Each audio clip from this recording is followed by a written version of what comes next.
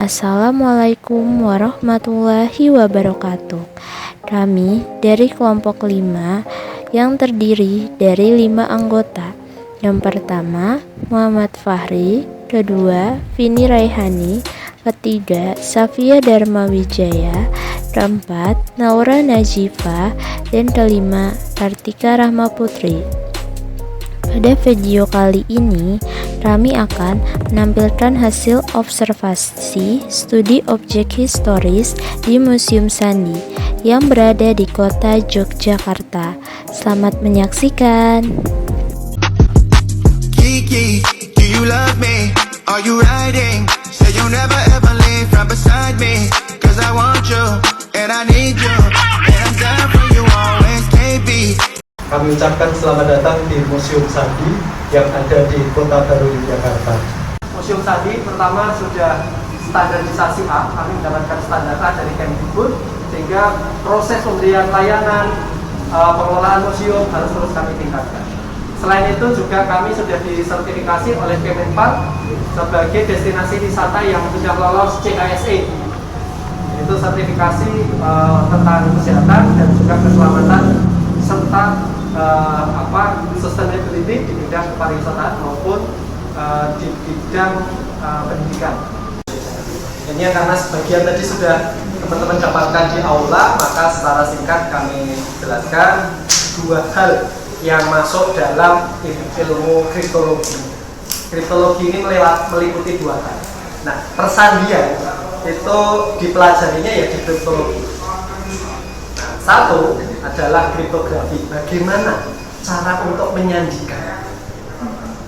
Jadi proses melakukan enkripsi maupun dekripsi itu dipelajari di kriptografi. Misalnya menggunakan ini contohnya Sandi Sesa itu dipelajari dalam ilmu kriptografi. Kami sampaikan beberapa sejarah unik gitu ya, yang kita rangkum di ruangan ini. Satu, bangsa yang diketahui telah memiliki sistem penulisan pertama itu diantaranya adalah bangsa Sumeria.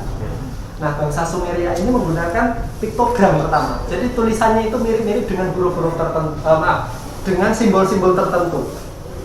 Nah, tetapi hebatnya bahwa tulisan dari bangsa Sumeria ini sangat lama bisa didekripsi.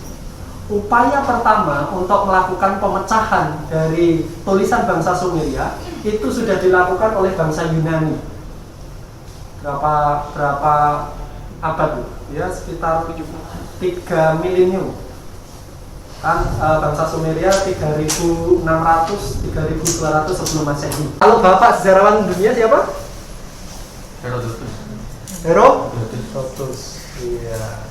Herodotus menulis buku yang namanya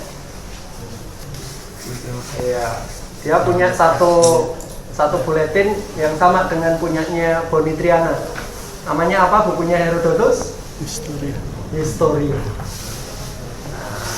Kami dengan membaca terjemahan dari Historia itu menemukan satu fakta bahwa ada seorang raja Yunani itu yang mengirimkan berita rahasia dengan cara yang tidak biasa. Dia panggil salah satu budaknya, kemudian dicukur habis rambutnya. Setelah itu apa? Ditato ke sini. Nah, kalau sudah selesai ditato, ditunggu sampai rambutnya tumbuh kembali.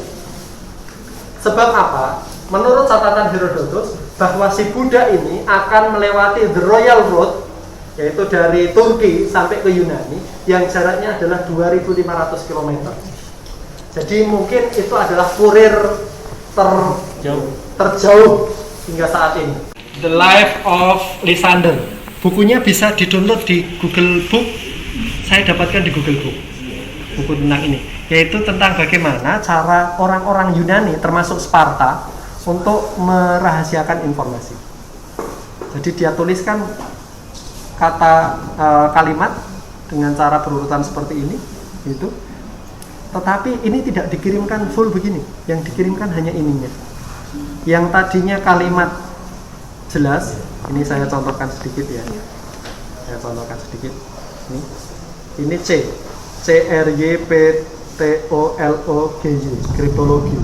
Terus sampai habis. Nah, tetapi pada saat diurai seperti ini sudah tidak tampak lagi tulisan tadi. Iya? Kuncinya di tabung. Kuncinya iya di diameter daripada lingkaran ini.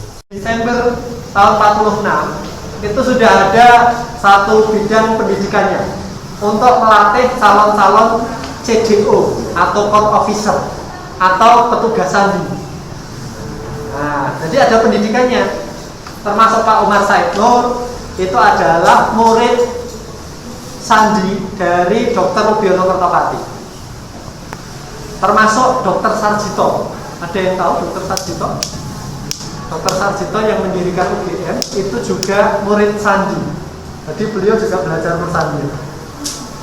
Nah, termasuk yang ditugasi untuk bergabung dengan Panglima Besar namanya Pak Parhadi Utomo dan juga Pak Utoro Kolopaking itu juga murid sandi.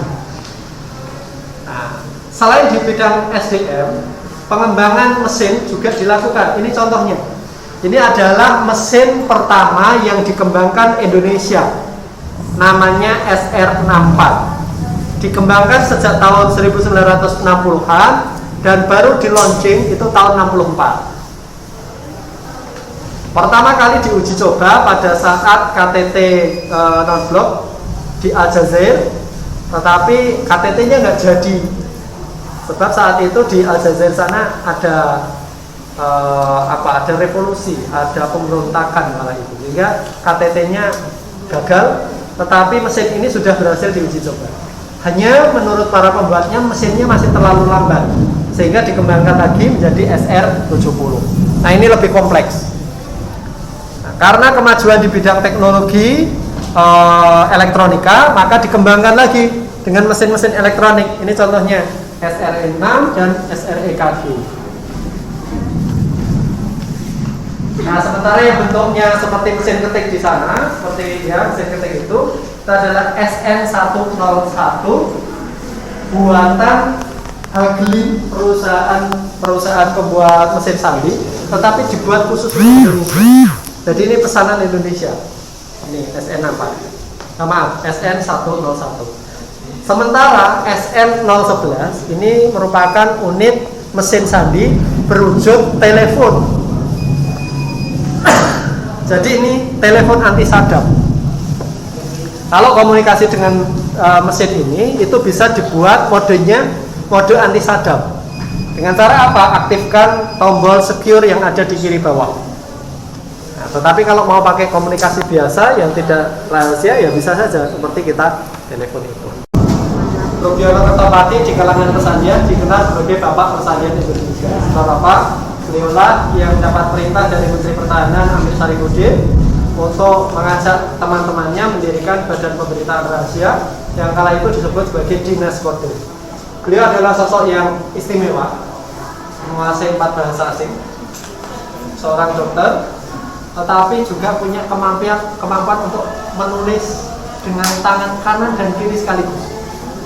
Jadi istilahnya ambidextrous. Nah, beliau tangan kanan dan kirinya sama-sama efektif. Selain itu, beliau punya kemampuan untuk menggunakan alat-alat ini. Ini keylogger, alat yang dipakai untuk membuka kunci.